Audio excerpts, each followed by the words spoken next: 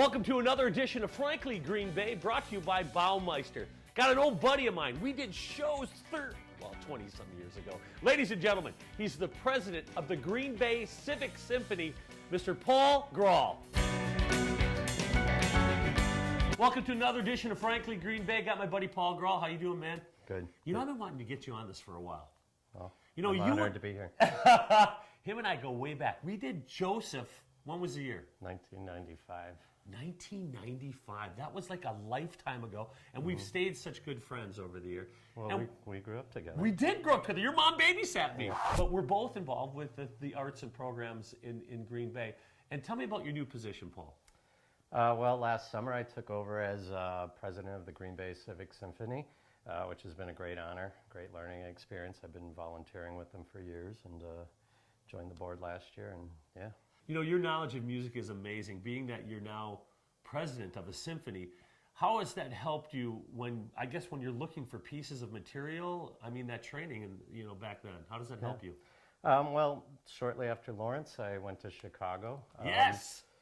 Because at the time, I just didn't think Green Bay was, where I wanted to be. But one of my first jobs was an internship with Chicago Chamber Orchestra. Okay. So even though I wasn't good enough to be a professional musician, I just loved being surrounded by them, watching the rehearsal process, and just being part of that final product. So years later, I moved back to Green Bay about 13 years ago, and the first thing I fell in love with was the fact that all these people that I knew who had day jobs could have a career, but also perform in this community. Now that you're the new prez, what do you see the future with the Green Bay Civic Symphony?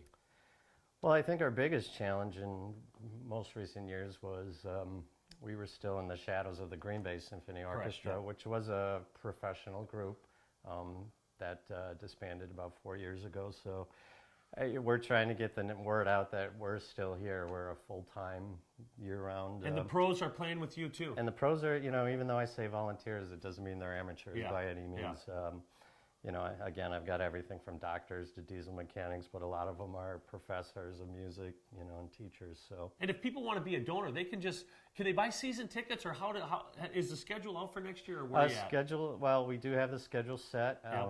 It's not quite out yet, but you will see some highlights on the website and our Facebook page as well. Can you give us a hint of anything that's coming up? Oh, up? sure. Okay. Our season opener in October, we're very excited. We're doing Beethoven's Third Symphony, the Eroica, which is the Heroic Symphony. Yes. It's one of my favorites. And then we're also bringing in Wen Legu, who's a world-class violinist, and we're doing the Lalo Symphony Espanol. That's going to be great. And I'm really excited about our midwinter concert. We're bringing in our buddy Scott Ramsey. Scott Ramsey's coming to sing with the Green Bay Civic Symphony. I think that is fantastic. Yeah. So, you can have other guest artists too, or? Yep. Ilan Nguyen, who's a professor out at St. Norbert College, and she's just a lovely person. She's on our board of directors, and she teaches vocal performance and operas. So her and Scott are going to be doing a bunch of Italian arias and duets.